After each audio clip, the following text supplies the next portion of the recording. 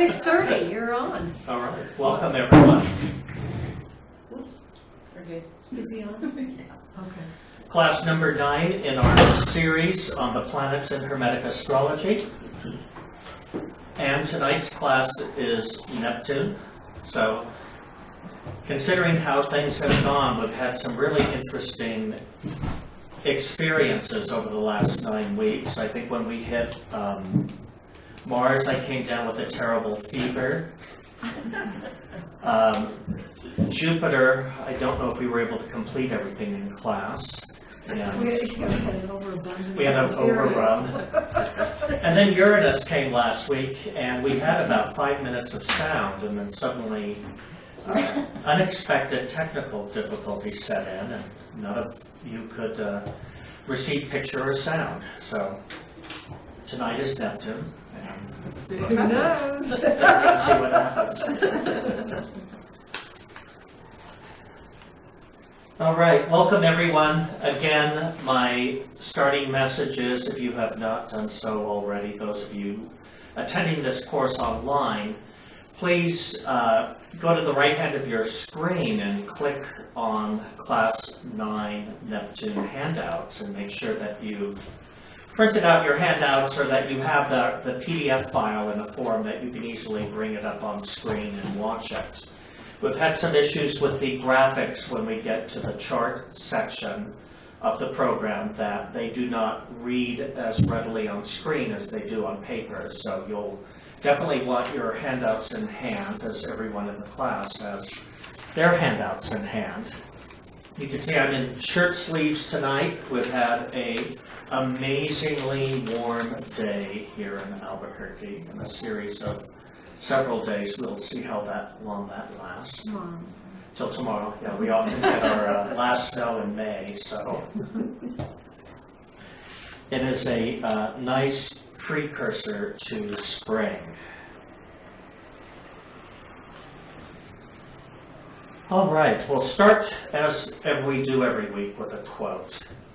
And this is from Madame Curie, and she says, "Humanity needs practical men who get the most out of their work without forgetting the general good, safeguard their own interest. But humanity also needs dreamers, for whom the disinterested development of an enterprise is so captivating that it becomes impossible for them to devote their care to their own material profit." This is somewhat in the vein of Neptune, this thinking. And so we're going to approach the planet Neptune tonight from the concept of the dreamer and being able to envision into reality. Eighth planet from the Sun, Neptune is named for the Roman god of the sea. This is the 4th largest planet by diameter and the 3rd largest by mass. Neptune is 17 times the mass of the Earth and is slightly more massive than its near twin, Uranus. Like the other Jovian planets, Jupiter, Saturn, and Uranus, Neptune is a gas giant. Is that what Jovian means? Well, the Jovian planets refer to Jupiter and those planets beyond, except for Pluto, which we can't quite call terrestrial. It's kind of dirt and ice, but it's not gaseous like basically Jupiter, Saturn, Uranus, and Neptune are. So Jovian planets refer to those large gas bodies out there. Now, Neptune was discovered in 1846 by Urbain Le Verrier, John Couch Adams, and Jean Gall, while in conjunction with Saturn in the sign of Aquarius. Neptune is the first planet discovered by mathematical prediction based on perturbations in the orbit of Uranus.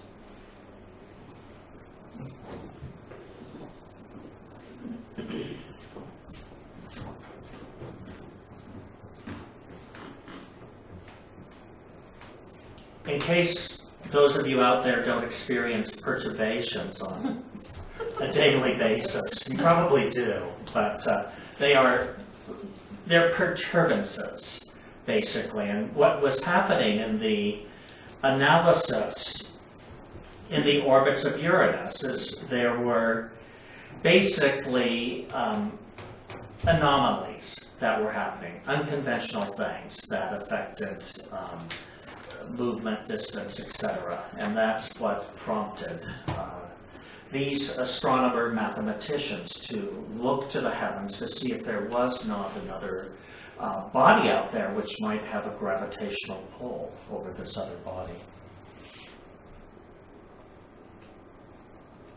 All right, Neptune requires 60,190 days. We'll reduce that to 165 years to make a complete cycle through the zodiac.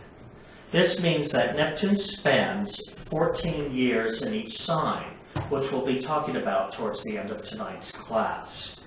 The placement of Neptune in the zodiac refers much like last week's class when we spoke about Uranus, and next week when we speak about Pluto.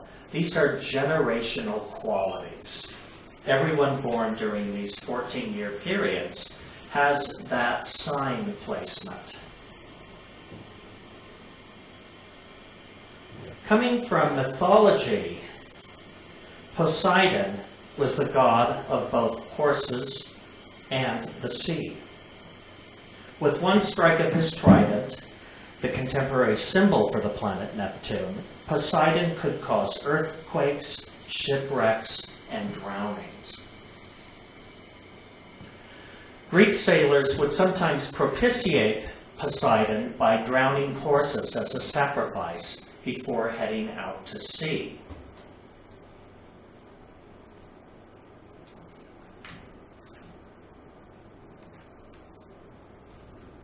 Poseidon, born to Kronos and Rhea, who we spoke about 2 weeks ago, narrowly escaped the fate of his other siblings of being cannibalized by his father. When the world was divided into 3 parts among the gods, Hades received the underworld, Zeus the sky, and Poseidon the sea. Poseidon or Neptune is generally pictured with Amphitrite, his wife and queen.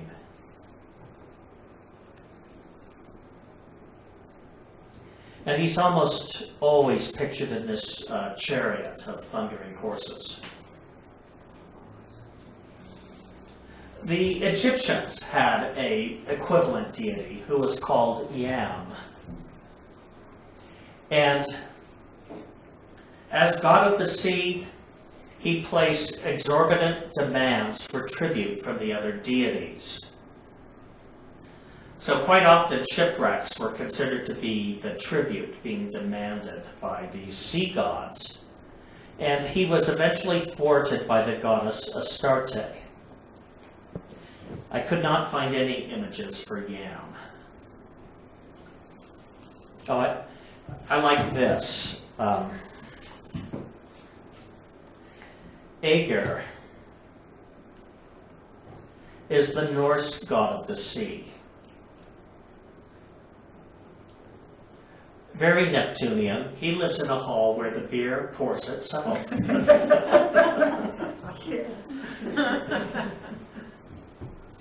So, we know some people who no doubt like to visit the halls of Aegir. He was also famous for giving elaborate parties for the other gods.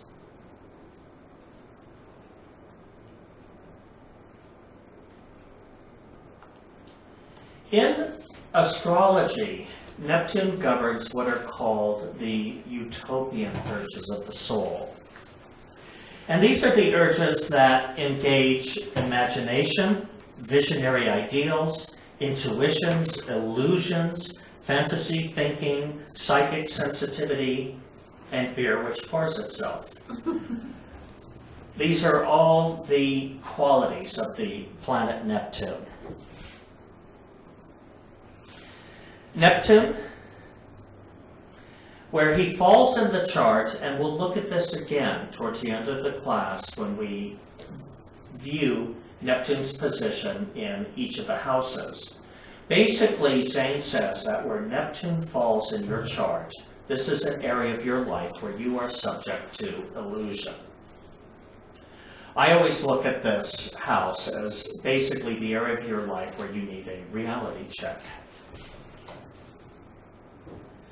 The positive traits of Neptune strongly go back to the opening quote by Marie Curie, which is basically Neptune persons are dreamers. The positive traits of Neptune, being the utopian thought cells, expresses through idealism.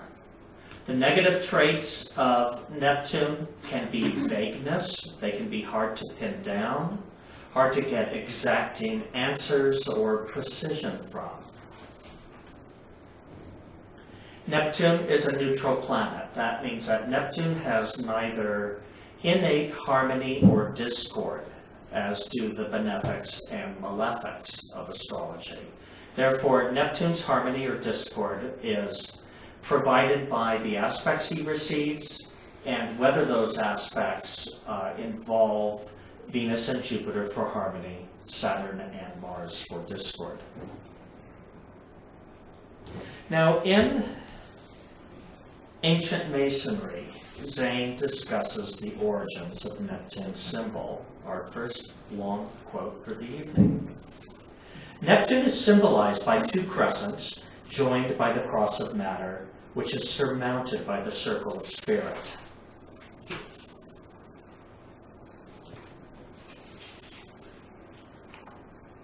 Soulmates occupying one blended astral form and controlled by one ego, which is common to both. Neptune, the octave of Venus, typifies the realization of the highest love, which alone gives united souls the power to soar into the highest celestial realms. Those dominated by Neptune are idealistic, psychic, and given to mystical investigation. They seek fair utopia, and when inspired by love, are capable of rising to the pinnacle of human genius and attainment. Neptune rules the astral body of man. So Neptune, as a planet, can truly have extremes in a chart. These can be the highest spiritual attainment, and the greatest delusions can come through the influence of Neptune in our chart. Now, in delineating the horoscope, Neptune, Zane goes on to discuss the Neptune personality. The Neptune person has a lively imagination and possesses the power to get others interested in his projects. He is a good promoter and has decided dramatic talents, but dislikes any kind of hard work. He is not given to system and dislikes discipline. His best quality, idealism. His worst quality is vagueness. He dislikes the mental labor of critical analysis of his ideas, preferring to believe what he wishes to be true. He should early learn that the only valuable ideals are those which can be made practical. The thoughts ruled by this planet are called utopian thoughts. The physical description given in horary astrology is tendency to weight, oval features, large, dreamy eyes, pleasant appearing. Neptune on the ascendant, or Pisces on the ascendant, often gives what we call bedroom eyes. That's from horary astrology. All right, back to the associations. The thought cell associated with this planet is utopian. Anyone want to comment? Utopia? Thomas More? No. Yes, it was Thomas More who first penned that term of utopia being an ideal world or ideal community. So the utopian urges are those urges in which we dream of a more ideal world. We've discussed house position, where Neptune falls in your chart. You can be subject to illusion. The metal which is associated with Neptune is Neptunian, like uranium. It's not one you want to wear. Among gemstones, although these are not true gemstones, they are considered talismans. And pearls and shells and anything made from mother of pearl is considered to be a talisman for the planet Neptune. The color described by Zane is changing iridescence. Nowadays, there are fingernail polishes and there are paints, glitter makeup, body makeup, etc., that comes in changing iridescence. When I first heard this term, the only thing I could think of was as a child, upon the first rain out in the parking lot, you could see the oil floating on water, and it would make these changing rainbow colors, which is very much a Neptune color. The music is the music of the spheres. If you're hearing it, you don't necessarily want to tell anyone. And the part of the body, Neptune is said to have influence over the secretions of the pineal gland.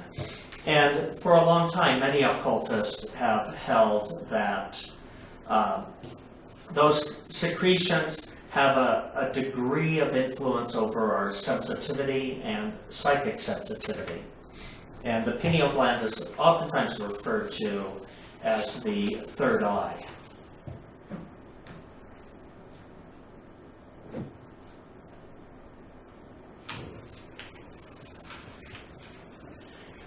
Now, as Neptune is the upper octave of the planet Venus, in ancient alchemy and in ancient astrology, there were only 7 recognized planets and 7 metals which were recognized. So we assign Neptune rulership with Venus to alchemical copper. And alchemical copper, in some ways, also is connected to the utopian urges. And we need to look at where in earlier life forms we may have started to gather these qualities into our soul. And if you think about it, certain plants make themselves alluring to attract pollinators.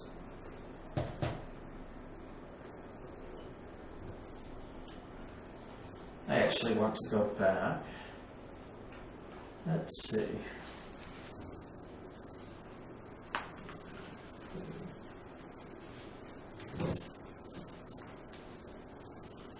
Not only have plants made themselves alluring to pollinators, I think plants are brilliant in that they have also ensured that their DNA will get passed down. Certain plants have. Because they have also figured out how to allure us humans into assisting them.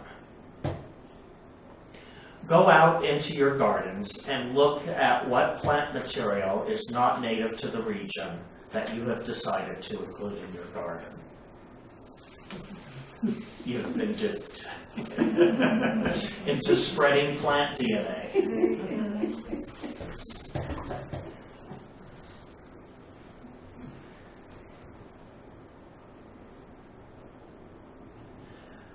I have a little dog who every so often will start twitching away and making little sounds in his sleep, and I can see that others have had this experience as well. Cats and dogs do dream. What they dream, we're not sure. Sometimes for this barking and alarm, you might think he was being mauled in his sleep. There's other times where perhaps he's chasing the neighbor's cat and actually being successful and biting it.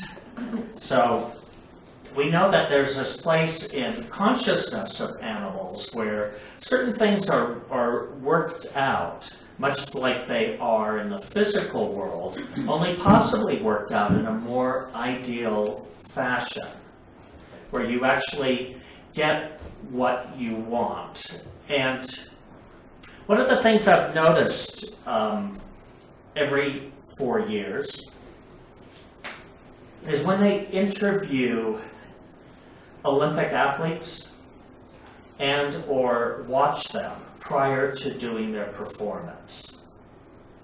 And you see them doing much like what the cat or dog does in its sleep. They are going through the process of what they are going to do next in their performance in their mind. So they're envisioning the outcome even before it takes place. So we can dream in our sleep, and we can also dream consciously. So, cat and dog dreaming here.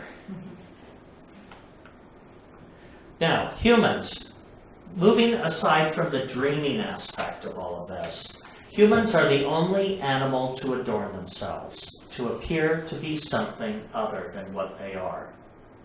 And if you were to try and separate humans out from the other animals, this is actually the only trait that makes us unique from other animals.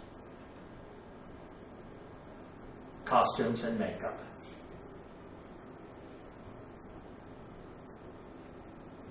The other thing is, humans also have the ability to dream and envision a better future.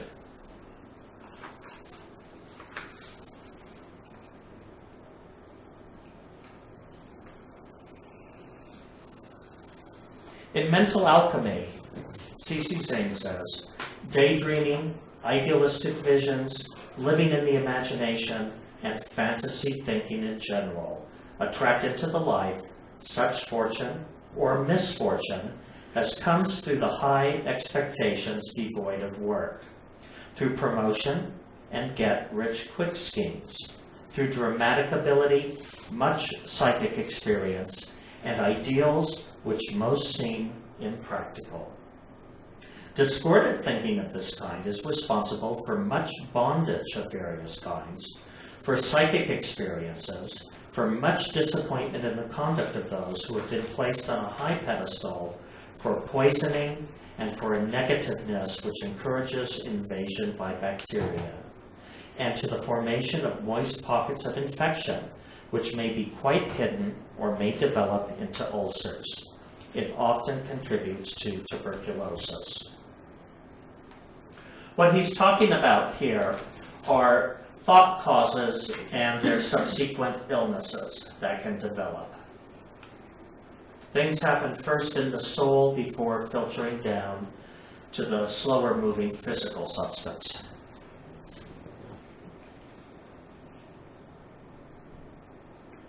So, if Neptune is positive in your chart, which can be discerned through whether it has a minus or no minus, which is equal to a plus in the Astrodyne column, in the Hermetic column, a harmonious Neptune expresses through someone who is idealistic, who expresses humanitarian goals, who functions through visionary ideas, who experiences heightened intuition and spiritual experiences, and somebody who goes through increased sensitivity, where they feel a connectedness to the rest of life.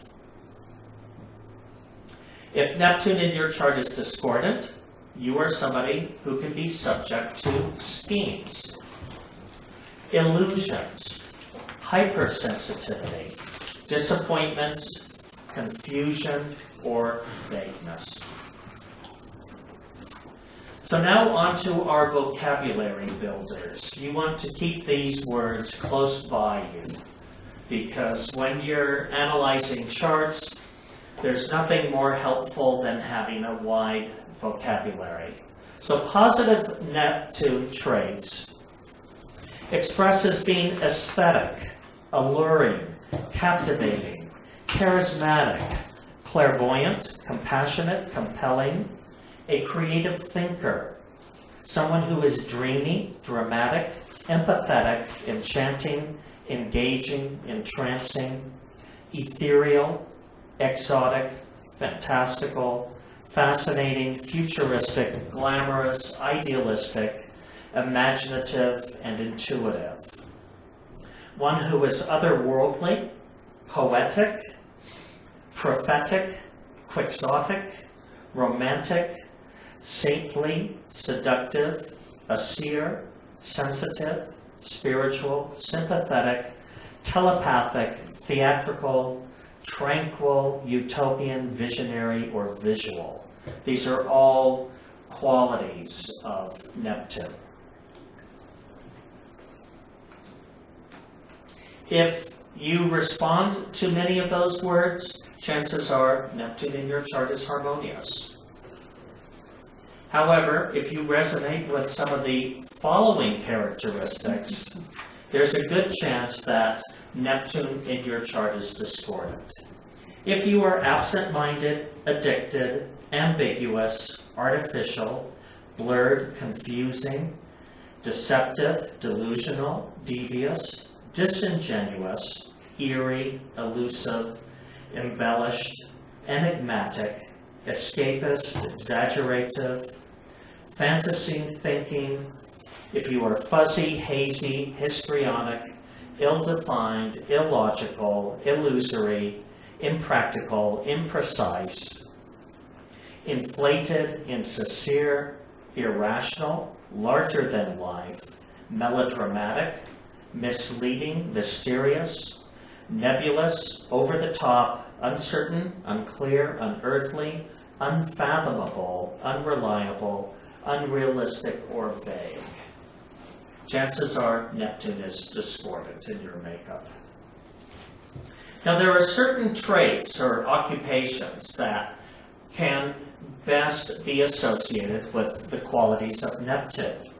And these are actors, aviators, balloonists, con artists, there's a profession for you, costume designers, daydreamers, deep-sea divers, designers, entertainers, fortune tellers, idealists, impresarios, makeup artists, mystics. Not a lot of demand for those. Like poets, they're not well paid. Performers, perfumers, pharmacists, prophet, petroleum industry worker, promoter, psychic, sage, sailor, seer, shaman. That's a mouthful. Special effects artist, spiritualist, social worker, visionary, or visual artist.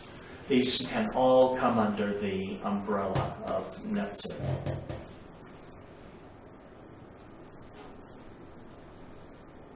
All right.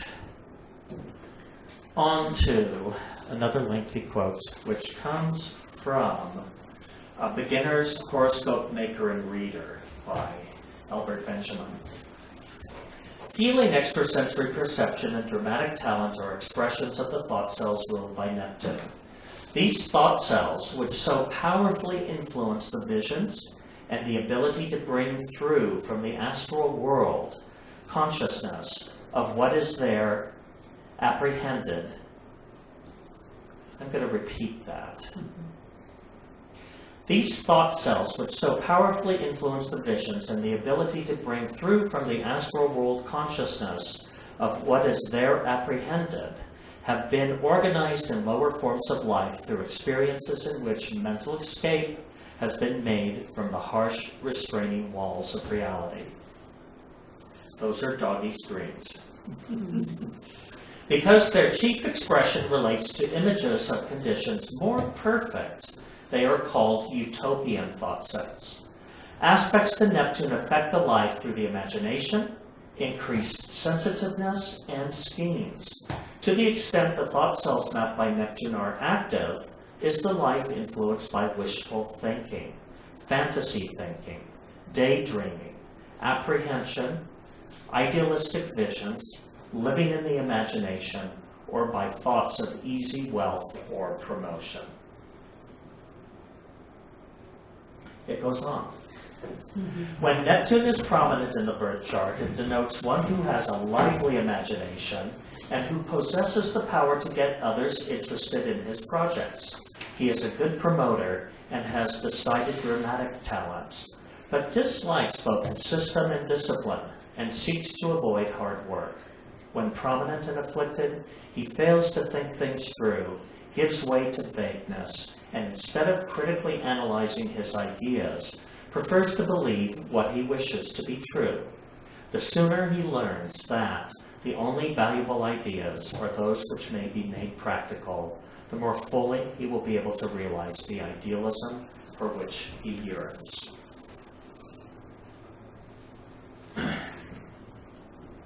So these are the desires of Neptune. Basically, to have a better world, but also to have a kinder, more empathetic, and easier world.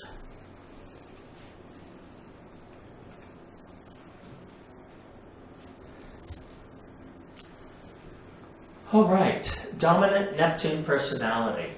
Now, in basic chart analysis, let me grab a drink of water.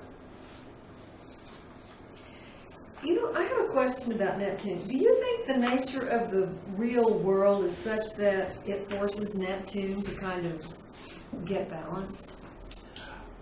Is that Not what you always. said? Not always? It would actually like Neptune to get balanced, but there are those who can continue on in delusional thinking. But yes, the antidote to Neptune is Saturn. So the real world can force you to get balanced. But at the same time, history has proven that denying and defying the real world actually makes for a better world. And in the upcoming quarterly editorial, I'm going to talk about some of those things. You know, what has gone on in the past in human society that has changed in the last few hundred to 1,000 years that have actually made us more humane or more empathetic or more caring. Whereas the real world in those days would have denied any of those things as being at all practical. So again, without persons who are dreamers and idealists and willing to do things completely differently. And yeah, could you make a little more noise back there? Until you have those persons, if you have enough people envisioning a different outcome, it actually happens. So Neptune's also the power, the creative power of the imagination to make apparent on Earth what it dreams. The sad note to all of this is it generally does not happen in the life of the dreamer. Or in the case of someone like Mahatma Gandhi, it did happen in his lifetime, but only shortly before his demise. Martin Luther King did not get to see his dream realized in his lifetime. He was assassinated before that happened. But we've moved a lot closer to equality now than we had 40 years ago in my childhood. My sense is that if the Neptune could, focuses the visions, it's also part of the manifestation. It is, and focus was a very good word which you used, because focus is a form of discipline, which is the Saturn antidote to Neptune. Just as Saturn antidotes the planet Venus, who would really like nothing better than to have a good time. It's the same with Neptune. Saturn has to be applied to Neptune, but whenever we antidote Neptune, we also include not only Saturn, but we have to include the Sun. We have to include the positive vibrations of the Sun, because when Neptune is united with Saturn thought cells, it creates too great of a negative polarity that it can then start to create things such as paranoia or fearful fantasy. So we add the solar thought cells in there to vitalize it and make it more energetic and organized. Otherwise, if you just start adding Saturn to the blender with Neptune, your imagination just starts to get really fearful. Would certain kinds of schizophrenia would you look at a Neptune thing with some of that? Yes, I'm not sure what the indicators are for specific mental illness. I think one would need to have a few hundred case histories of clinically diagnosed patients and then look for constants. But I think mythologically or archetypally speaking, symbolically speaking, Neptune could come into forms of schizophrenia that might involve multiple personalities, the sensitivity to voices or hearing other things, and imagination, where what's going on in the mind of the perceiver doesn't match up with everyone else's reality. Possession? I would look, one might look to Neptune in terms of possession. Or spirit attachment? Like things I think you would also need to look in the chart, not just to a prominent afflicted Neptune. You need to look at the activity in the 8th and 12th house of a chart. And also the moon, because the moon really tends towards more mediumistic qualities. But Moon-Neptune combinations could definitely do that. It could, 8th house is almost a sure indicator, but if there are prominent Moon-Neptune aspects in the chart, it can make the individual's tendency, his polarity or her polarity, so sensitive or so mediumistic to be open to spiritual influences, and then depending on what's around, which can be, positive or negative, one could contact what they might see as angelic forces or demonic forces. Well, the signs that those planets would be in would be a factor too. It would, except Neptune's in a sign for 12 years. So you don't have much change happening within long periods of time in society. So I wonder, when Neptune was in Cancer, were there more delusional? What was that? What years was it? Well, we'll look at that in about an hour, Oh, good. if we can wait. So here's a dominant Neptune chart, and considering it is Neptune, I've already forgotten whose chart I brought, but no doubt it's someone with imagination. Oh yes, now I remember who it is. I had two different charts I was choosing between, and I'm going to use the laser light here to point at the top that Neptune has, what is that, 34.5%? 14.5%. Oh, thank you, 14.5%. That's very common. It is. Now, in this chart, Neptune is in an angular house.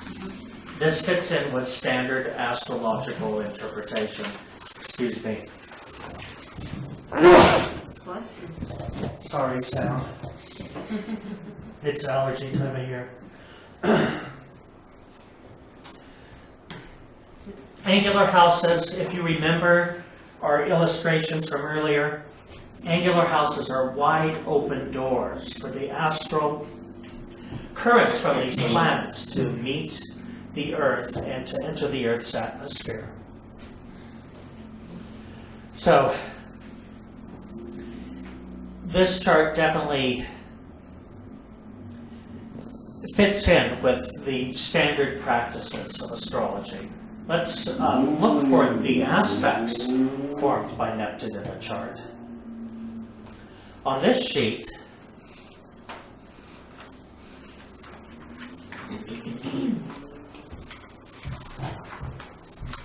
Whoa. There's some tappings. well, yeah, they're so difficult, they disappear. Let's not look at them. Okay, I guess I didn't organize it in the way that I thought that I had, so bear with me here. I'm going to look at my sheet in front of me because I can obviously see that better. Do you have some confusion with your organization there? No, I have everything organized. I just have poor eyesight. Oh. Perfectly organized, what do you mean?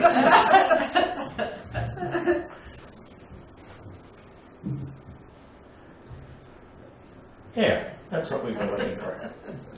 All right, the way to do this is you go across the top of your aspect table, find the trident, the symbol for Neptune, and pull down. And then you go to the left-hand side and you find fourth from the bottom, the symbol for Neptune, and you go across. These are all the aspects to Neptune. We can already see that the most powerful here are the parallels to Neptune. Neptune receives a parallel from Mars that is 10.01. Excuse me. A parallel from Jupiter at 9.41. Going down, there's a sesqui square from the Sun to Neptune. There is a square from the Moon to Neptune. An inconjunct from Mercury to Neptune. A powerful opposition from Venus to Neptune. There is a square from Mars to Neptune. Jupiter squares Neptune. Saturn sextiles Neptune. There is an inconjunct from Uranus. A trine from Pluto. A semi-square from the midheaven. What isn't Neptune aspecting in this chart? The ascendant. Neptune aspects everything except the ascendant. And So Pluto. What's that? Pluto? Does it aspect Pluto? Semi-square. No, we Oh, don't. no. I love that. I'm sorry, you're right. Pluto. Thank you, Vicki. See, It's happening. more organized than I am. Well, I've had longer to look at it. Okay. And then the opposition to the midheaven. Where's that? No, we don't We don't have that. it. Wait, it's blank. Sorry about that.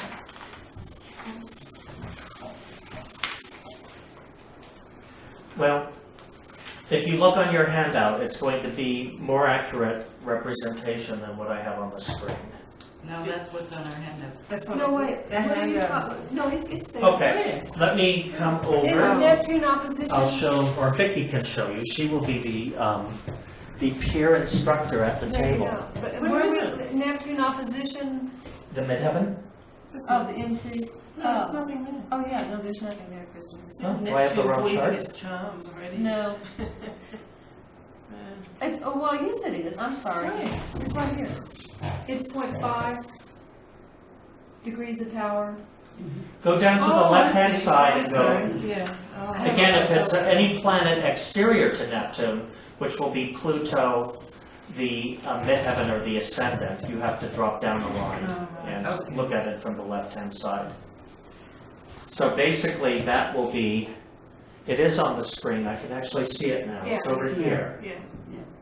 So we also Oh, I follow see, so the line for Neptune across. We see the parallels Uh-huh. here to Mars and Jupiter, and the opposition here to the midheaven, which is pictured here. Oh, it's weak. It's weak, it's 11 degrees, so it's only a 0.5. But I'll bet that's still felt. Oh, yeah. You'll understand how it's felt when you learn his career choice. He's an artist that became a military person. You are so smart. It's actually the other way around. Oh, really? Yeah. A military person that was really an artist? Uh-huh. Oh, okay.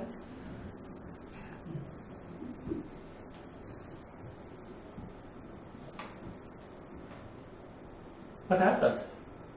I don't know, we went in conjunct. We met and expanded. It transcended all form. Well, you know, obviously Neptune is definitely working its charms tonight. Because I did prepare a couple of screens for this presentation. This is actually the chart of Marcel Marceau, the French mime. Marceau actually worked with the French resistance, and he was Jewish, and he was helping Jewish children to escape the Nazis. He developed his mime techniques basically as ways to keep children quiet. Wow. Fascinating. Fourth house, home and family, but opposing his midheaven. So, we know him, you can either hate or love mimes, but, we know him as the actor and the mimist. He went on after the war to go study mimetic sciences or mimetic arts at the most famous institute in France at that time, and went on to become a very well-known actor and performer in France. But this experience was birthed not only from his own efforts to escape the Nazis, but out of this idealistic goal to help preserve Jewish children in France at that time. Yeah, it's in that T-square. Right to the Mars and Jupiter. Actually, it's a Grand Cross, isn't it? All right. Neptune opposed Venus, 18 to 15. We have Leo to Aquarius, fixed signs. Here we have fixed signs, 12 and 22 Taurus. And we know that the moon squares Neptune, and Mars squares Neptune in the chart. And then we have Jupiter over here at 18 Scorpio, opposing the moon and opposing Mars, and also squaring Neptune. So yes, this is what is called a grand cross. You have two oppositions. Actually, with this, there's more than two oppositions because two planets are involved here. But not only are there two sets of oppositions, but they each form squares to one another. So it can be two or more oppositions, or is it just two oppositions for that? Or more. All four planets have, or four or more planets have to be In opposition in and square. aspect to one another. Okay.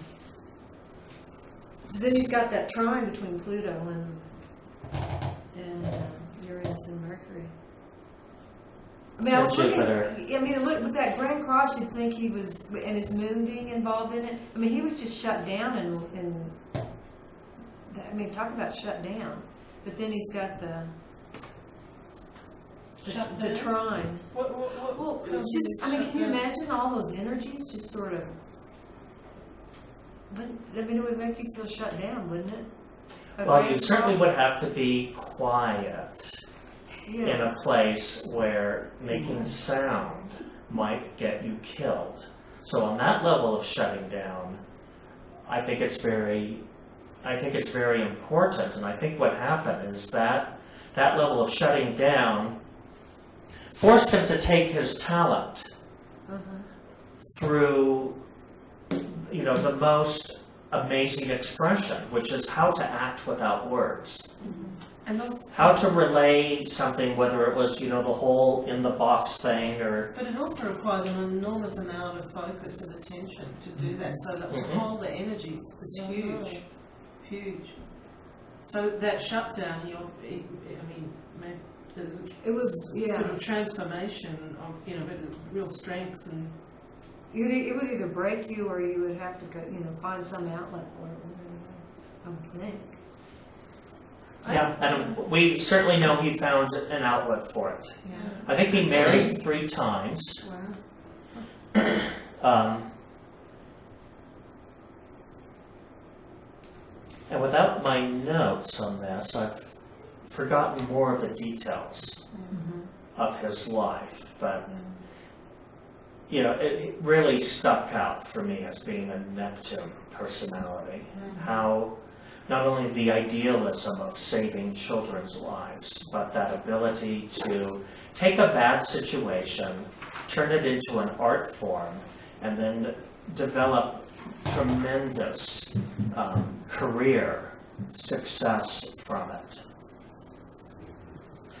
So that would be one of the highest expressions of the Neptune. I think so. Theme. And then knowing the chart, looking at this, seeing it tied into a grand cross and fixed signs, it's definitely something that was born from hardship. But I think that also goes to show you that, again, what's in your chart, it's all up to you in terms of how you use it. Even with that grand chart cross, his chart is fairly harmonious at 43.78 harmonides. But look at Neptune. Neptune's not only dominant, but it is his most discordant planet. So where's this 48 thing? Look under planets in the column of harmony and go down to the bottom under the bold line. Right here. 43.78. Right. Oh, I see. And how do you... okay, so that's what, positive? I don't quite know what the point was. The point was that the chart as a whole is harmonious, Oh, okay. even with a grand cross. Yeah, I was looking at my own and I've got many squares. Many, bad, and hardly any others. But of course, there'll be possibly, again, you know, that thing of looking at what redeems. Well, and here's my experience from astrology, studying astrology for 42 years, is you start off looking at the squares in your chart as train wrecks. When you first start learning astrology, you look at the squares in your chart as just, you know, proof that your life is horrible. And 40 years later, you start looking at squares in other people's charts as components that make them really interesting people. Because if you've survived that long, then chances are you've had to surmount those hurdles repeatedly in your life and develop strategies, traits, coping skills, talents, and abilities, which you would not otherwise have gained It's almost like had you had those pressures in your life. the word that comes to mind, and it's definitely not the nature of a square, is compost. It's like it's a ground to work with. Compost, something fertile, yeah. Something, yeah. That So- kind of irritation or that locked-in process that actually you can yield and make dynamic.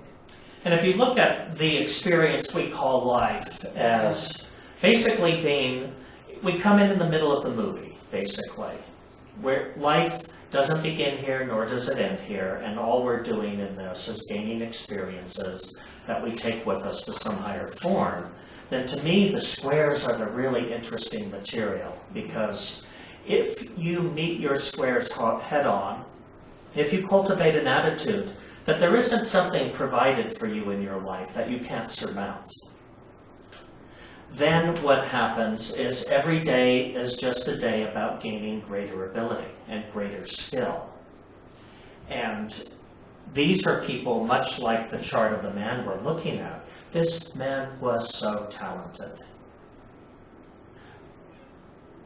You could not, I mean, unless of course you were blind, you could not watch him and not get what he was communicating to you. You got it. And without a sound. So that to me is a real high level of skill. Sorry I don't have all the details for the chart here in the biography, but It was a fascinating study. Too bad I can't remember any of it.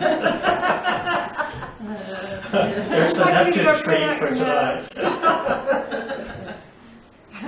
Well, to what you were saying though, squares being an obstacle, aren't they converted to sextiles or opportunities? I mean, that's how I've tried to look You at my keep squares. telling yourself that. Well, I keep trying to tell myself that my squares are my opportunities. And they are. Your squares are your opportunities. Right, they're an And you just opportunity keep to see telling things a yourself little that differently, you- yeah, than what I might normally want to look at it like. And the squares in your chart are definitely thematic. There's a good chance that they still function on some level or another, even when you've spent, through to middle age working on them. They come up as constant themes in our lives, either as facets of our character or the type of events that we pull to ourselves in order to further refine that character. So, on to the inconjunct aspect. This is the aspect that most closely mirrors the nature of Neptune. Oftentimes in a chart, I believe it's in Delineating the Horoscope Part 2, Zane describes Neptune as delivering 10%, that you don't get 90% of what Neptune promises. So dream big if you're going to dream, right? Yeah, you gotta dream big, especially if you're only getting 10% of it. So, now the inconjunct is an expansion compound. In Hermetic astrology, we consider it a neutral aspect. There are other forms of astrology that actually think of it as distorted. One of our instructors who focuses on health, Paul Bergner, feels that the inconjunct is quite prevalent in health-related matters and shows up by progression and otherwise for triggering health events. Basically, inconjunct is when any two planets are 150 degrees or 5 signs apart in the zodiac. In our system, like the conjunction in parallel, it's a neutral aspect, so it expresses with harmony when it's in aspect with Jupiter or Venus, and with discord when Mars or Saturn are involved. Now, it has less force than the conjunction or parallel, however, which are very powerfully dynamic aspects. This power of the inconjunct is equivalent to the semisextile. And if you think of that from 7 classes back, the semisextile brings things about in a very mild way. So the tendency of the inconjunct is to bring things into some prominence, while at the same time it starts to force them apart. Not quite the level of prominence that a conjunction would show in a chart. But the activity starts to build, and then it tends to fall flat with the inconjunct. And that's much like Neptune's quality as a 10%. It starts to look like there's something there, but things can come along to then dissipate it. And the reasons can be quite inexplicable. Is that kind of part of that? Or is there a way to understand them? Or is it just that... I don't know if there's always a way to understand them. No, much like the quality of Neptune, there's a vagueness around the inconjunct aspect. It's non-specific.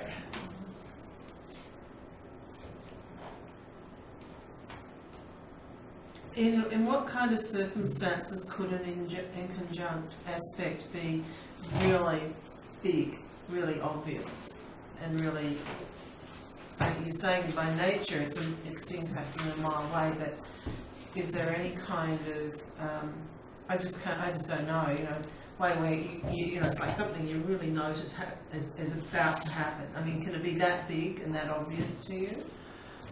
I find it more obvious in orrery charts, which are charts that are cast for the birth of an idea. Mm-hmm. And if you're asking a question, will my house sell, or will so-and-so call me up and we're going out on a date?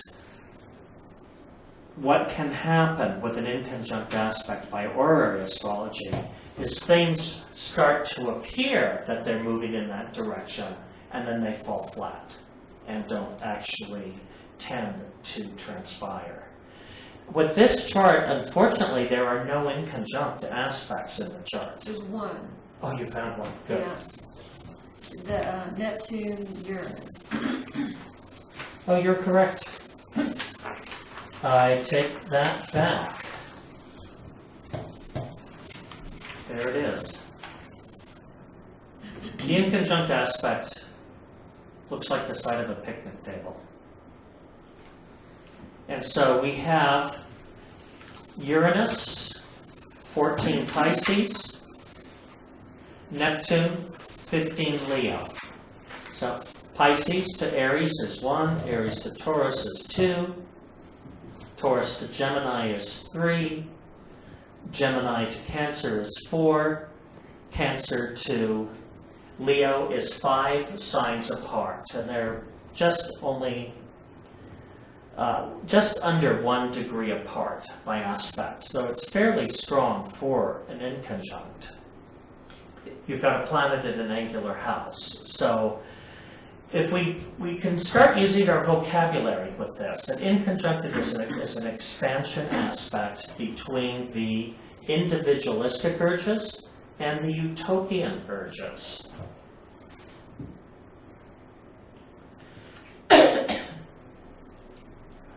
How could that express in this person's chart? If we look at it, of course, anyone born during that period of time has that aspect, because these are upper octave planets that move very slowly. So we really have to concentrate less on the quality of the planet and more on the house position. So working for a cause, I mean, that would be right, and he worked for a cause during the I'm trying to think of what the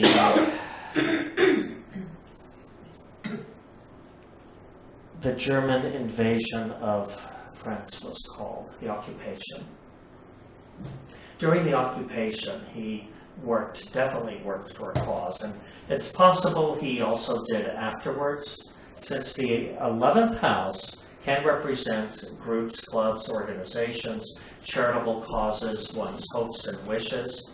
There's probably a very good chance, if we looked at his bio, that there were other causes that he was involved with, not just during occupation, but post-occupation. I wonder whether, I can't remember all his bio either, but, because he had a lot of different audiences, he probably did a lot of charitable and fundraising shows. I've got a sense he did, with his mind work. Probably. Yeah, but I would imagine that. But it would be friends too, wouldn't it? Wouldn't Would it be also be something like friends. maybe a friend helped identify this Neptunian mining talent, but that friend wasn't a constant in his life. It was someone who came and went. Right, and that's a good way of describing this. With this type of aspect, you could have genius friends that come into your life. They even come into your home for periods of time, but then they're out of your life. You don't necessarily have contact or see them again. So what's there's an inconjunct with, is that what we're talking about, with the Mercury as well? Neptune and Uranus. Yeah, because it is with the Mercury too. You'd think so. Yeah, it is. It's a 2.13 power. Where's Mercury? Yes, thank you. Yeah. So, Yeah.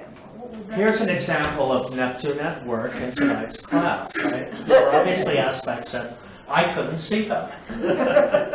And Yeah, it's interesting, isn't it? We're helping each other out, though. That's the Yeah. thing. That's the So great let's thing. Mercury in conjunct Neptune. Here we have the intellectual urges in an expansion compound with the utopian urges. And this aspect also just about 1 degree apart. Is it also, could you also say then that the expression is, I mean, he's a communicator? He's definitely a Very communicator. skillful. Unusual Very- communicator. Many Here it skills is. in that area. Yeah. I If we mean, look at a stronger aspect, That conjunction. that conjunction of 20 minutes apart, if we look at that aspect in the chart, it appears to be the most powerful aspect. Mercury conjunct Uranus is 12.67 astrodynes. I don't see anything else in the chart that's more powerful than that. So this is an unusual communicator. And he chose to communicate in an unusual way, Psalms words, in using Neptune, which is dramatic arts and expression. Makeup, whiteface.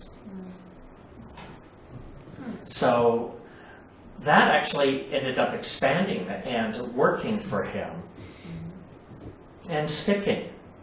But we might guess from, Vicky's delineation that a lot of people probably came into his life, and a lot of people may have come in. There may have been a crescendo around their activity, and then they fell off somehow and left his life.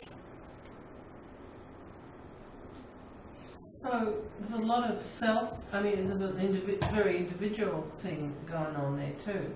I mean, Yes, if we look at it from the fact that Mercury governs the first house of self, Uranus conjunct Mercury. I mean, if he lived on your block, would you think he was quirky? oh yeah.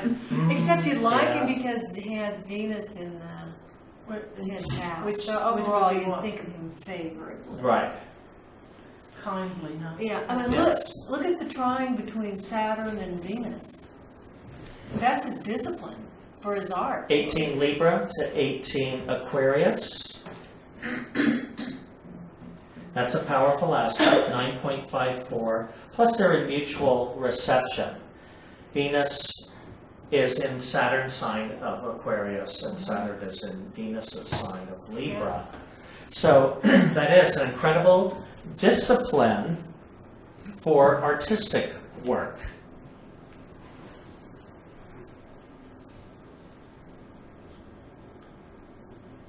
What could you say? He worked till he was Very old, old. very old. What could you say about his introversion or extroversion as a person Well, from this?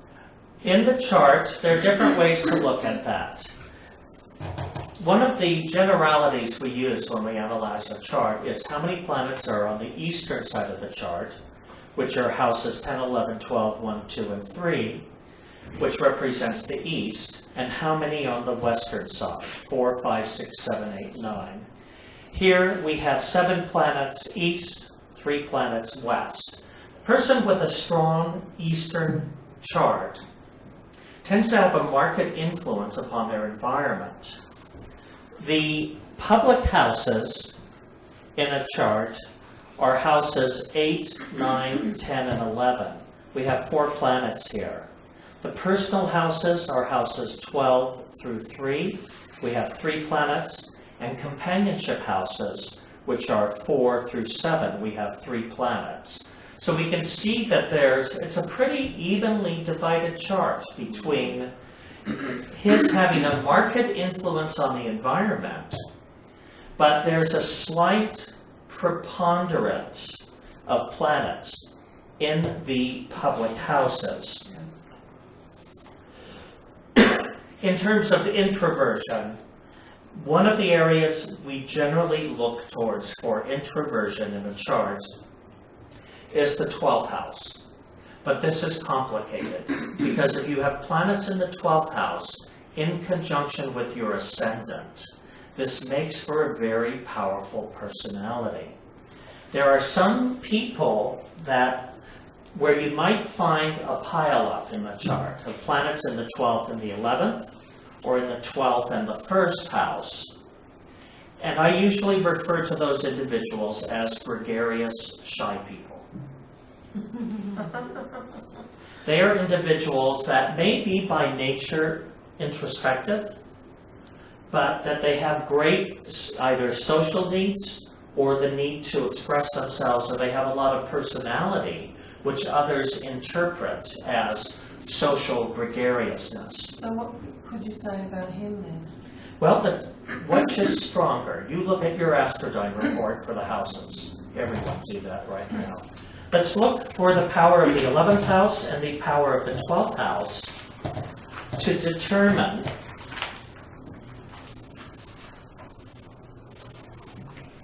the 11th house is stronger. 18% of the power is in the 11th house, which is sociability, friendships, and it's a public house. 15.8% is in the 12th house of introspection. Here's the rub. If you have a dominant 12th house, your time spent alone is not all that fun. Well, If it's dominant, especially discordant. yeah. With the Moon and Mars there, this can make for destructive introspection. Depression? I don't think of it as depression, Well, but destructive introspection can be when you actually get mad at yourself. There can be morbidity, or you could pick on yourself. There are some people, if they're left alone for too long, it's like the person that picks at a scab. They might do it with a character defect or flaw and start picking at themselves. I mean, just think about your internal conversations that you have during the day. Sometimes they're really nice, and sometimes they're really awful. Yeah. This would tend to indicate someone, if left to his own devices or left alone for too long, might engage more in the combative inner conversations than otherwise. If that area of your chart is harmonious, then there is actually a good, if this was reversed, if the 12th house was harmonious and the 11th house discordant, this would be someone who might feel like that the events of their lives force them into social contact with others, that there is a certain publicity to their life and a gregariousness that they don't quite feel comfortable with. And the 12th house would become the welcome retreat, that when they were able to be alone is when they would have their downtime and their ability to recharge. It's the opposite for this man. When he's left alone, he can become tortured. Now is that like his mother and his father? The moon and the moon and Mars? You know, I don't remember any of that from the bio. In Hermetic astrology, to discern the mother and the father, we look, 4th house is generally home and family. Okay. But we look at it specifically as the father, and the 10th house, the mother. This is not typical in other studies of astrology, and the way it came about was in the Church of Light Astrological Research Department. C.C. Zane looked at hundreds and hundreds of charts, progressed to the time of the death of a parent. And what came up repeatedly, that the death of the father corresponded to progressed aspects involving the rulers of both the 4th and 8th house, and the death of the mother, progressed aspects involving the rulers of the 10th and the 8th house. And basically, that's how he determined that, and I actually find it's a pretty good read when you look at someone's chart and describe those house influences to them in terms of mother and father. Now, generically speaking in astrology, the sun can rule the male sex in general, and some say the father or father figures, and the moon, the female sex in general, or the mother or mother figures.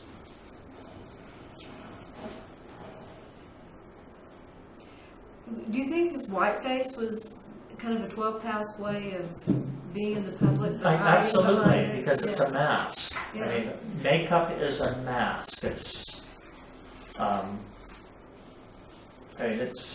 truly called that. I mean, it comes from the Latin mascara, which mascara is part of that. So it's you're creating a way where you have permission to be. And I don't know about you, but minds can be incredibly annoying. And certainly. At parties? Well, maybe not at parties, but on the street when you're walking by and you mimic your walk or whatever. Did you ever know a mime that did that to you when they walked in the street? Oh, you I've did, known that's many why. mimes in my life. I actually met Marcel myself. Okay. Yeah, it was, but not, I mean, it was just after a show, so it was quite a shock to see this person up Close. Yeah. All the pores. Exactly, in the grease paint. Yeah. Yeah. So we have a lot more to cover tonight. This we've already talked about, 165 years to make a complete circle, 14 years in each sign.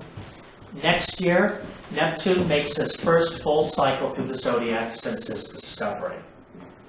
So this will be the first time that we've actually been able to observe the effects of Neptune in each of the signs since his discovery. So much with the outer planets, when we go to describe planets and signs, it's purely speculative.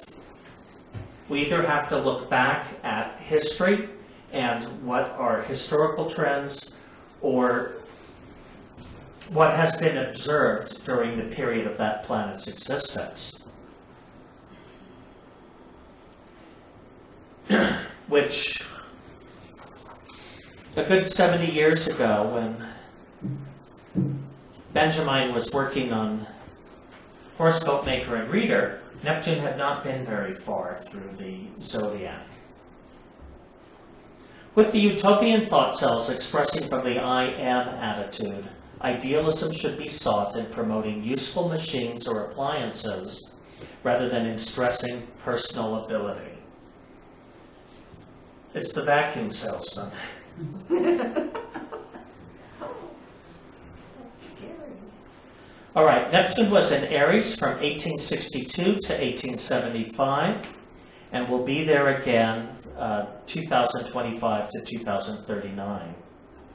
Well, that corresponded to, in this country, with both the Civil War and Reconstruction.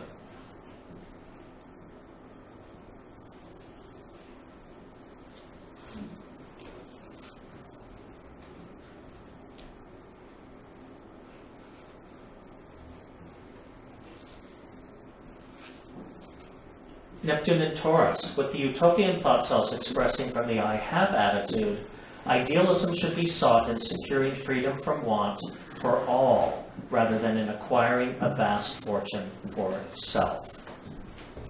Neptune was in Taurus from 1875 to 1888, returns to that sign in 2039 to 2052.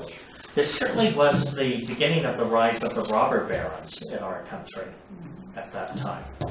Vast personal fortunes were made in railroads, oil, and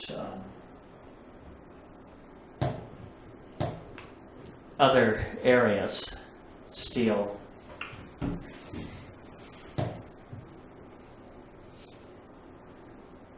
Neptune in Gemini, with the utopian thought cells expressing from the I think attitude, idealism should be sought through clearly formulated speech or writing, rather than dissipated and unproductive conversation. Tell that to 12 years of people. 1888 to 1902.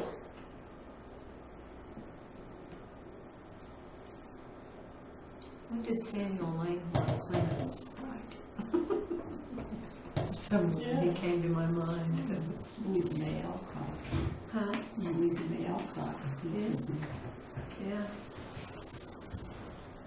No, Well- she was older. No. That would have been during the war, right?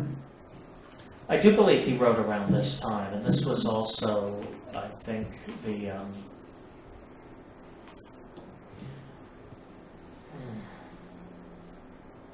but it certainly was the heyday of the oil industry. Oh, yeah. This is when speculation in oil was happening in Pennsylvania and elsewhere. Wasn't there a lot of writers in New England at that time? There were, actually. Hawthorne, and they all knew each other too. They all visited each other and talked with each other. And Right. weren't they more utopic? Walden, let's see. Walden Emerson, Pond, Thoreau. Walden Thoreau, Pond, yeah. Thoreau. The Transcendentalists, yeah. Yeah. And then Alcott was among that Yeah. circle as well. So, Huh. yeah, that would have been very imaginative writing at that time. Walt Whitman as well Walt, wrote around yeah. that time. Right. Neptune is at his fall in Gemini, where he falls victim to fantasy thinking.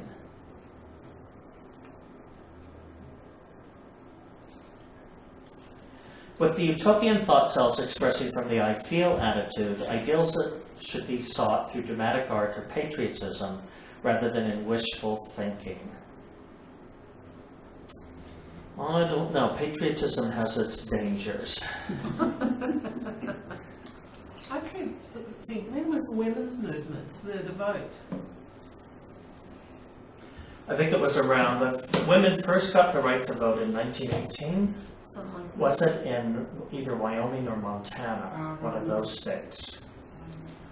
And this is 1902 to 1915, but I do think the There's a lot of women's activity. suffrage movement was Yes. going on at that Yeah, and time. there was a lot of stuff going on there, presentations, theatrical demonstrations.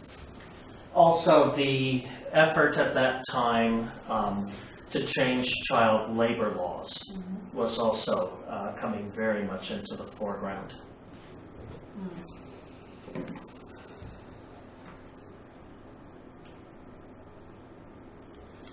Jupiter is at his harmony in Cancer, where he expresses with highly spiritualized emotions. You mean Neptune, yeah. Excuse me, Neptune. We Jupiter's read your exalted. mind, Christopher. Jupiter's exalted in Cancer. Thank you.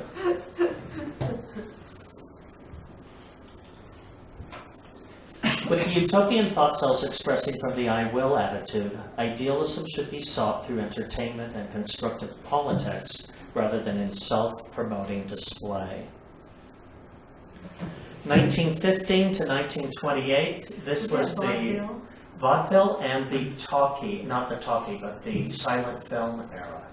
Huh. Really peaked during this period of time. Hollywood was founded, and Well, the I don't know what you call them, the bright things, those, the young people who used to go gallivanting around. Was that at that time? Young people. Oh, what are they called? you'll have to use a few Aussie more thing. words No, than no, it's that. not. They actually, it was in the US. It was a whole Okay. movement of young people. They were just, Partying. kind Maybe of like the celebrities. Charleston and the Yeah, they were. Oh, this was the Roaring Twenties. Black- Yeah, but it was kind of like a youth movement almost of these really quite well-off young people really dissipating there. Oh. And they were always in the news, and there were a lot of cartoons about, all these crazy things they did. They were very disruptive and used to do really odd things, probably all the doughboys that came back.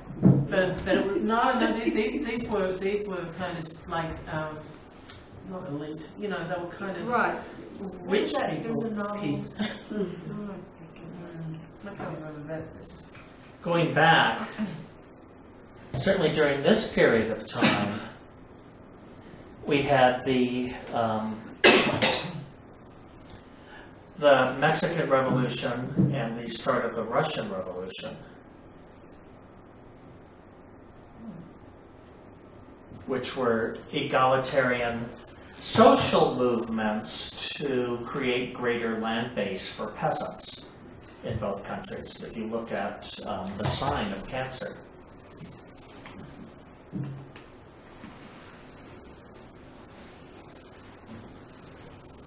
This is Leo was definitely the silent film era, the Roaring Twenties, right up to 1928.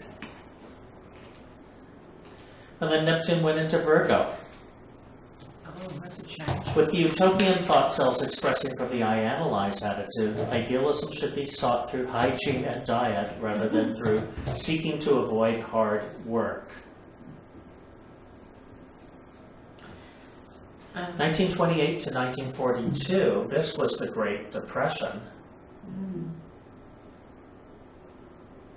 42, I believe, was U.S. entry into World War II, which started to shift the economy. But during this period, at least in the States, if we look at Virgo as labor, and Neptune as ideal social movements, this was the birth of the WPA, the Works Progress Administration, and the Civilian Conservation Corps. If you go into any national monument or national park or so many of the public buildings here in New Mexico, in Taos, if you go into the old courthouse there, where you've got the great murals, I forget if it was Bistrom that did those, but all throughout New Mexico, the Work Progress Administration did incredible art projects and building projects, and the Civilian Conservation Corps built a lot of the roads and bridges and things through the national parks, which we still use today. So where does the hygiene and diet part come into this? That's when they started saying that women don't need to breastfeed, but they can use milk, powdered milk. Oh, is that right? That was in the early 40s, maybe.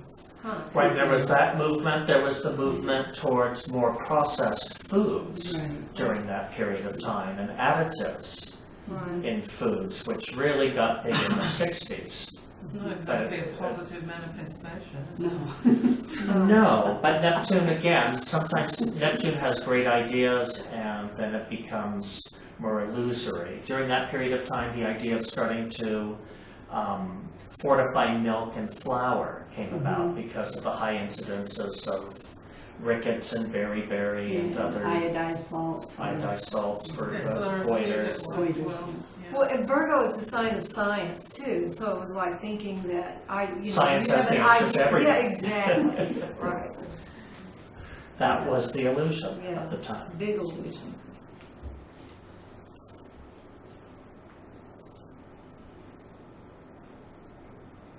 Opposite his home in Pisces, Neptune is at his detriment in Virgo, where his dreamy nature is in conflict with scientific Virgo. Neptune in Libra, with the utopian thought cells expressing from the I balance attitude. Idealism should be sought in music and art, rather than in peculiar associations with the opposite sex. What We're left to our imagination. Oh, but it was the sexual revolution time. 1942 to 56. It was the start of it, actually.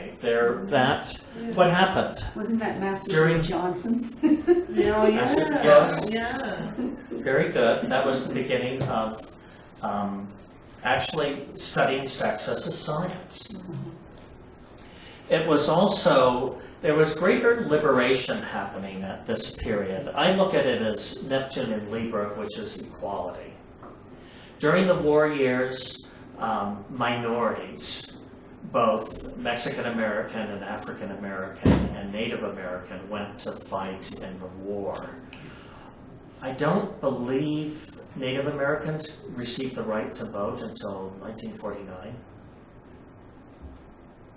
that's pretty late for equality, but falls within this period. But this was the time which started the repeal of a lot of the Jim Crow laws. Soldiers returning from war wanted greater equality back in the nation that they had fought to serve and to protect. Women who suddenly found themselves in the workplace during the war, since the men were off at battle, women took over roles in the workplace. There was a lot of conflict when men returned. It completely changed the social dynamics in this nation between the male-female balance. So what's this, the music art side of things, I wonder? Well, Big movies. Well, what happened? It was earlier than this. Musicals. Well, When Neptune's the upper musicals octave came of about. Venus, which is art, right? So it's Yes. idealized art form. And drama. When was the first colored film? The Wizard of Was it? Oz and Yeah. Gone with the Wind were 39? Yeah. 1939? So that's just before this. What's Jack Kerouac? He's at the tail end. He was writing in the 50s. The Beat Generation. But the big productions. Showboat, the big musicals that they had in Oklahoma, they were in the 50s, weren't they? Yeah, I mean, it was, and fashion was happening at that time. Why? Americans were returning from Europe. They had been exposed to different fashion sense.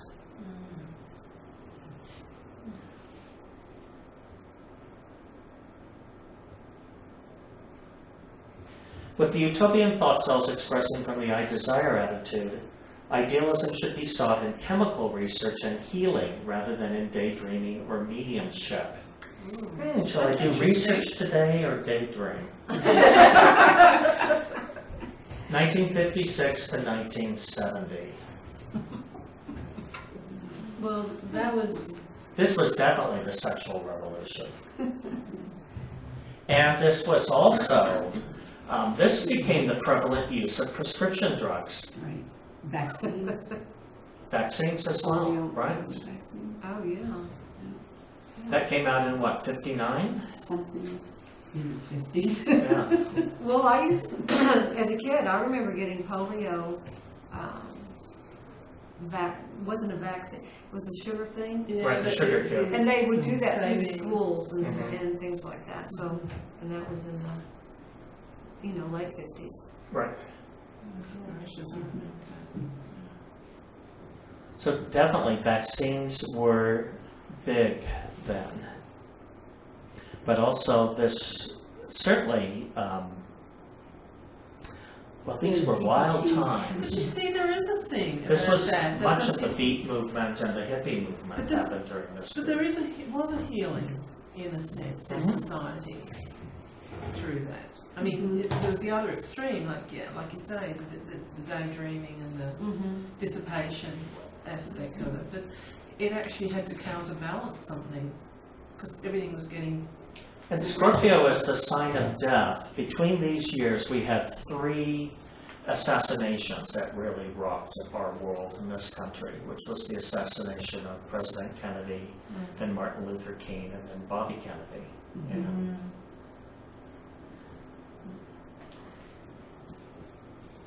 The latter 2 became martyrs for equality. With the utopian thought cells expressing from the I see attitude, idealism should be sought through promoting a religion based on facts rather than in devotion based on blind belief. That's odd.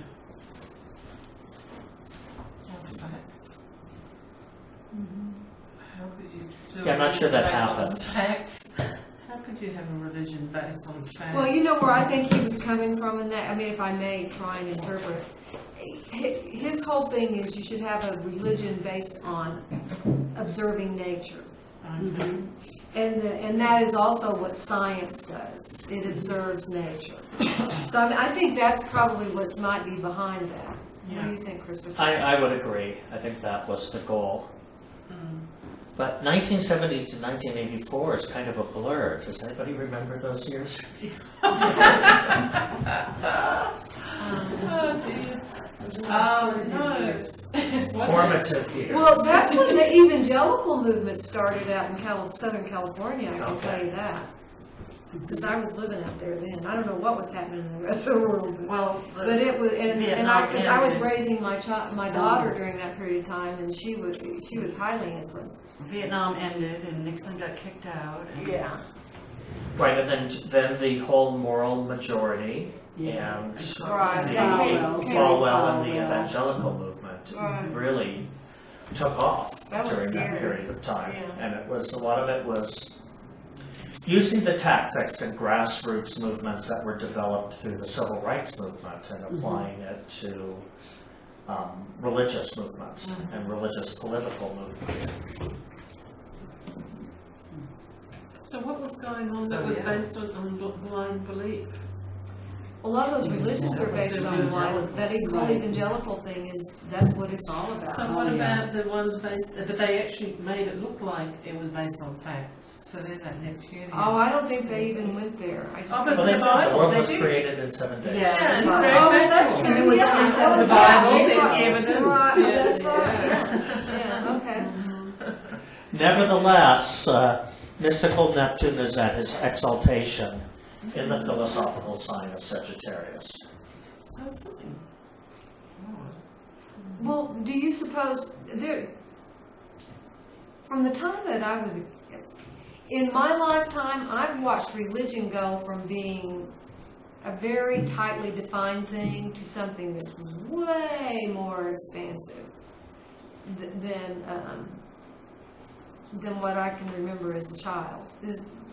Does anybody else have that experience? Well, I have the experience of religion was more for your home, and you went to church and it was in home. And now it's just everywhere. Everywhere it's in politics, it's in education, just everywhere it's. It's on television. You get commercials every evening now for this church or that church or this fellowship or that brotherhood. You never saw those when I was a child. Yeah. It was cigarettes and alcohol. Right. The other drug of the masses. Right, exactly. Yeah. Well, in the 60s, of course, there was all that exploration, wasn't there, into Eastern religions and mystical ways and so forth, and then out of that, things Right. became. Well, I'm thinking more about the religious and devotional practices. There's that whole emergence, like you say, but that would kind of. You could say that a lot of those made more meaning for people. You know, they were not so. Based on that kind of, well, I wouldn't say. Well, I would blind say that belief, was but- actually those years, 70 to 84, were the heydays of the New Age movement. What became Right. coined That's as yeah, New Age exactly. Yeah. happened during those. Yeah. Right, I think So it you're was an right about attempt at establishing this fact-based that. Right, Mhm. investigation or whatever. right. Religion. Neptune in Capricorn, with utopian thought cells expressing from the I use attitude, idealism should be sought through widespread organization rather than through deceptive schemes or promotion. Ooh. But these years, 1984 to 1998, Yeah, that's. I think this was the beginning of a lot of the savings and loan scandals Yeah. happened during this period. Some of the first of the Military? mortgage crises. Yeah, a lot of scams were going on at that time, and much of the New Age religion at this time took on the model of the marketing, the corporate model and the corporate marketing. Network marketing was big. Exactly. It's huge. And it was Network all is a big spirituality became spiritual materialism during those years. It was like the Protestant ethic. If you were good in the eyes of God, you had stuff. That was your reward. Exactly. Yeah, Well, And they preach that, yeah. Yeah, abundance. Was that kind of, philosophy what about the and theory global or whatever. globalization of things? Did that actually kind of accelerate around that time? Well, it did. During these years was the fall of the Berlin Wall and the fall of the former Soviet Union. It's Neptune in Capricorn, which is also political organizations and structures. During those years, China even started to move more towards a free economy, free market. Wasn't that the time of like the yuppies in the 80s, and then the stock market Oh, yeah. had a, like, it was always in a certain bracket, and then all of a sudden it shot up. Wasn't that in the late 80s? I believe it was. Oh, that with the Silicon Valley thing? Mm-hmm. Yeah, I think it was Reagan's .com. time. Yeah. Yeah, well, actually, the .com was more the tail end. Yeah. of that. The late 90s? Yeah. Was it really? Yeah, I think so. Well, we had bought our first computer in 1984. Yeah, there was And, a big rush. Yeah. yeah, Yeah. so it took a while for the internet and everything to catch on. Amazing, isn't it, to think it wasn't all that long I ago. know. Neptune's in harmony is in Capricorn, where his utopian ideals conflict with the materialism of that sign.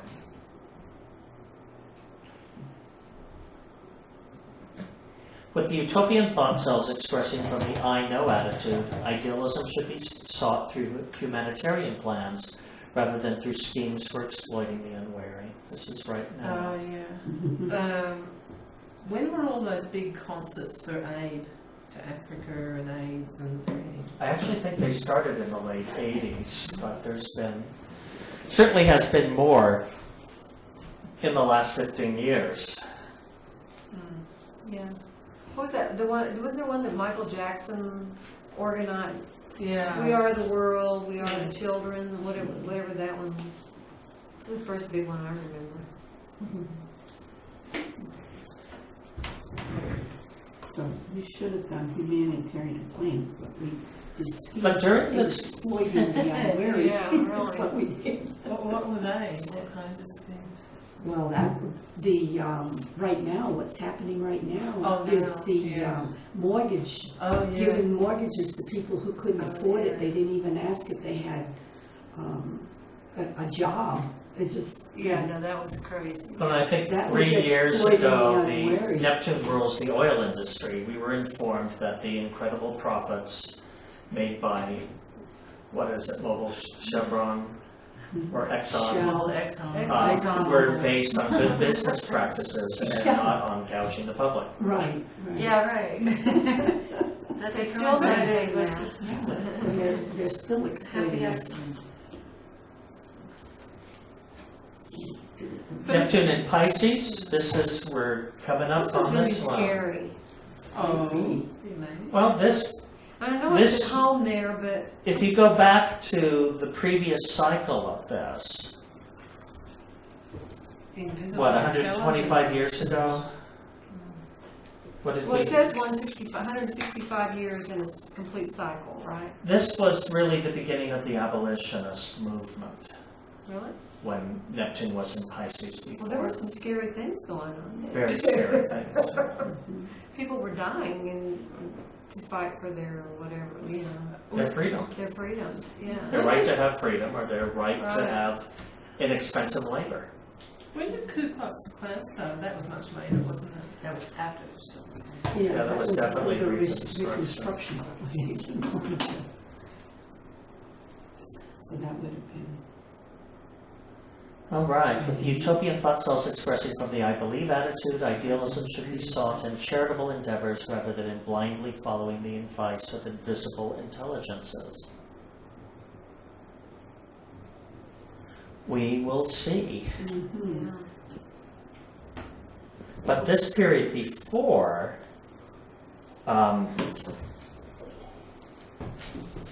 was back in the 1840s, which is when the whole spiritualist movement began. Oh, okay.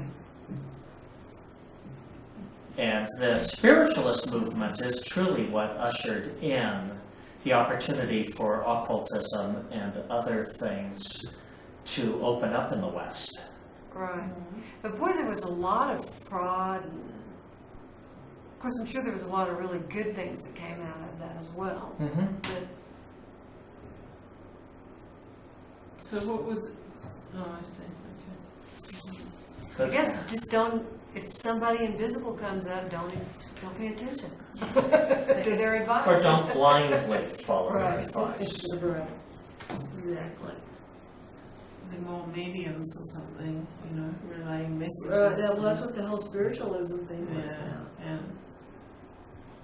Right, and in the last 20 years, it's been people channeling intelligences from the Pleiades or other, you know, Yeah. whatever. Or so they thought, they think. Right. And And we're supposed to neither. accept Mm-hmm. all of that verbatim. So let's move on to Neptune. Neptune's at home in Pisces. Compassion and intuition. And spiritualism was also very much involved in the abolitionist movement. It was that shift in social thinking that helped to bring about the abolition of slavery in this country. All right, where Neptune falls in your chart, subject to illusion. It is also where you have opportunities to express your dreams, your imagination, your altruism, your compassion, your utopian ideals. In ordinary astrology, Zane says, whatever house is occupied by Neptune is influenced by subtle and visionary factors. There is something elusive and mystical about the section of life denoted by this house. About the thing so denoted, the imagination weaves pictures, and these mental pictures influence the attitude towards reality. The department of life ruled by the house occupied by Neptune is subject to illusion. First house, with the utopian thought cells expressing through the personality, idealism and sensitivity are shown. Willingness to work hard and think clearly to realize the ideal should be cultivated. If you have Neptune in the first house of your chart, there is a good chance that you are a psychic sponge. That's me. Neptune there is like, it soaks up whatever the emotional coloring is of the environment, and one has to, one has to be very careful because they will take on the moods, the feelings, the likes, the dislikes of those around them, even the accent. How come you're not speaking American yet? Australians might think that my accent is Wait till you get home. You damn Yankee. Also, Neptune in the first house can make for very dramatic skills and ability, strong intuitions. With the utopian thought cells expressing through possessions, that money comes with little effort or not at all is shown. Practical ideas about finances should be substituted for wishful thinking.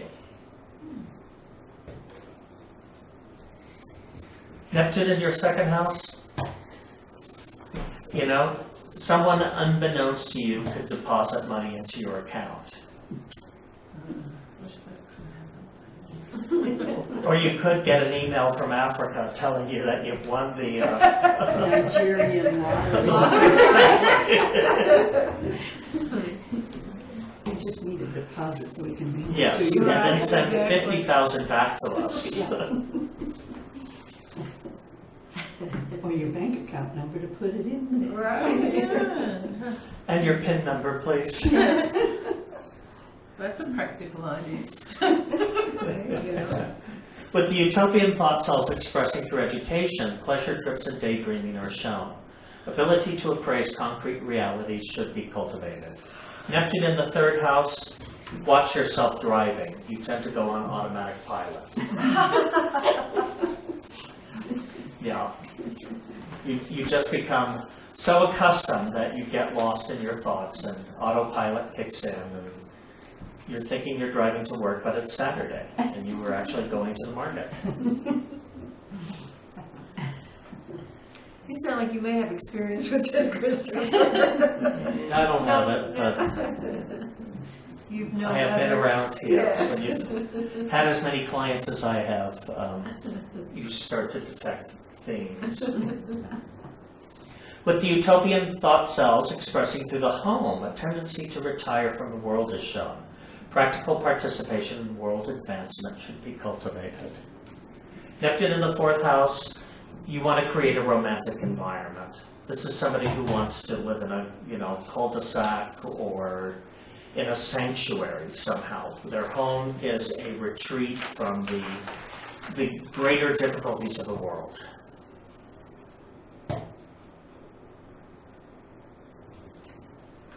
Fifth house, with the utopian thought cells expressing through pleasure, unbounded faith in the one loved is shown.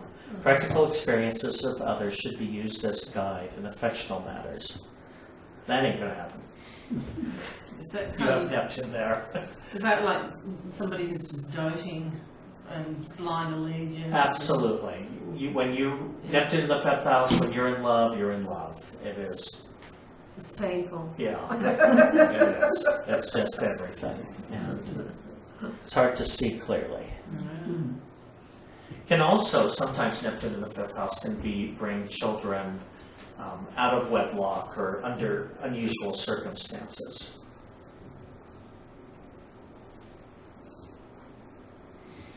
With the utopian thought cells expressing through work, impractical employees and disorders due to sensitivity are shown. A feeling of positiveness should be cultivated. And Neptune in the 6th house, you become so sensitive to the work environment, or you have such high ideals about work that you deal with disappointment. I also find this to be a position where health matters are hard to diagnose. There hasn't been a test devised for what you have. Yeah. That's a difficult place. Is that a particularly difficult Well, it's like place? it's the Virgo house. It is. It's So opposite its It's home. in its fall. Exactly. 7th house, with the utopian thought cells expressing through partnership an ideal marriage, marriage to one impractical, or involvement through partnership is shown. Ability to appraise others realistically should be cultivated. They'll still fool you. Yes, they will. Is that where yours is too? I do have Neptune Yeah, I in the do 7th. too. Yeah. So what, they'll steal, did you say? They will still fool you. Oh, they'll still pull you out and steal. You just No, you, Neptune you in the discover 7th facets house. of their personality that you didn't know were there. Yeah, or people pull the wool over your eyes. Yeah. So Is that, And it's Makes it's for- a good thing. that's It's rose-coloured glasses. it is. It makes one also very intuitively sensitive to others. So much like the 1st house position, Yeah. Neptune in the 7th house, you are incredibly sensitive to those that you're in partnership with. There can be a lot of telepathy, filling in the blanks. That can get confusing. Yeah. It can be very confusing because one has a hard time differentiating themselves from companions and whether the thoughts they're having are their own or somebody else's. So the appraising others realistically, that comes from what sign? Is that Saturn is the Saturn? antidote to Neptune. So that's boundaries. It's boundaries. Yeah. And it's again figuring out the Well, facts, because well, what Neptune goes towards immediately is the fantasy, the imagination, Neptune in the 7th house lives for the potential of another, not necessarily the reality of what they're actually dealing with, because they can see the dream or what that other person has. With the utopian thought cells expressing through inheritance, involvement through inheritance or psychic matters is shown. Dependence should not be placed on the money of others. Why? 10% planet. That bridge they have for sale doesn't belong to them.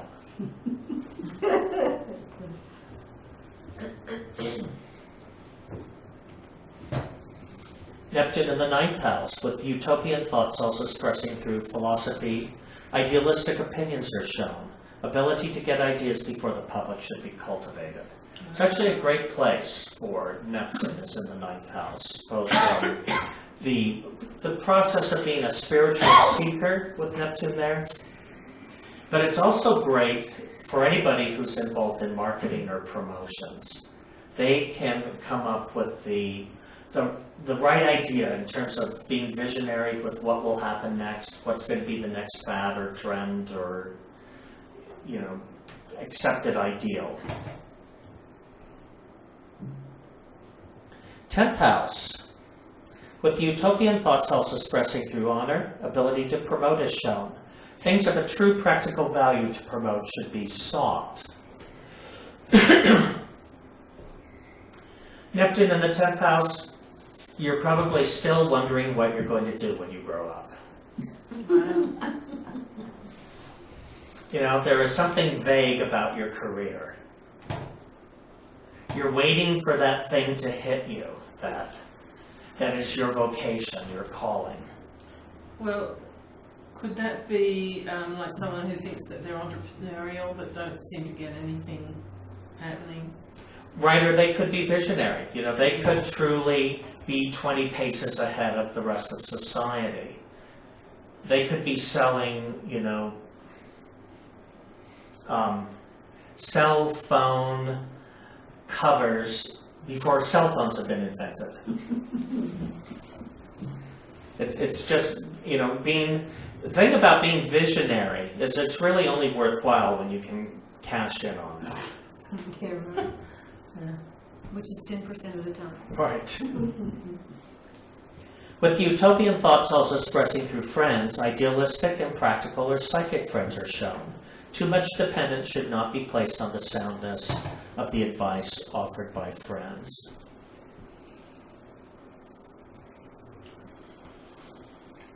Now, the 11th house is also hopes and wishes, is that Mhm. right? So, One can be given towards very high hopes and wishes, and in order for them to be realized, you have to find the right group or organization that can bring them into fruition. But you also have to watch out for either spacey, unreliable, friends that want to pull you into their multi-marketing schemes. Shackley Herbalife or whatever the latest, lychee nut oil or acai berry juice, or how many of these things have we been approached with over the last 3 decades? so where is Pyramid that? schemes. Yes, Yeah. pyramid schemes.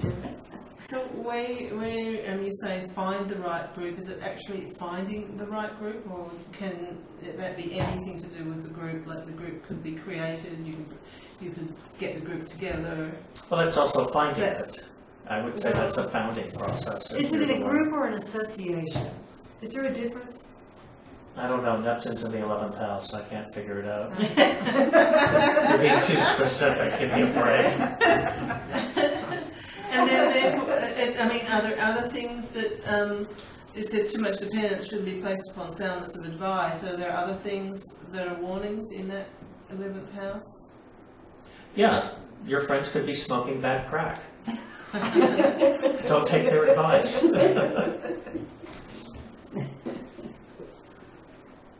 You could be dealing with people that just aren't reality-based. Could it be that your hopes aren't reality-based? Too much It dependence could on be. one If it's area? really afflicted, it Yeah. could be that as well. Hopes that don't have any sound ground. Mhm. Your plan to open an African elephant sanctuary in Antarctica might not be well-founded. With utopian thoughts also expressing through disappointment, peculiar restrictions and injury through psychic forces or psychic people are shown. Practical efforts to relieve the distress of others should be cultivated. Again, if Neptune's afflicted in the 12th house, one can have psychic stress. That can be pretty Obsessions, psychic attacks, things of that nature, because the sensitivity is there. but it also could be one that could be so ideal that they have no trouble descending into desperate places and helping others in need. Now, Neptune in the 12th house, would that also be, because the 12th house is a belief, wouldn't you have like an ideal belief system? Or One could visionary have belief very system? visionary inner life. One could have amazing dreams and an active subconscious, or work a lot in the realm of symbolism and archetypes and all of that with Neptune's placement there. Is that what, in 12th, did you say? 12th house, yes. Because it's the realm of inner space. So one could have a really active imagination. So the homework for this week is in your sheet. Do the same process with Neptune that we've done with the other planets. Looking at the sign in which it falls, the house, the power by asteroids, the harmony or discord of the planet, and doing an evaluation or analysis of that. We have only one class left in this series, and that is next week, where we will look at the planet Pluto. And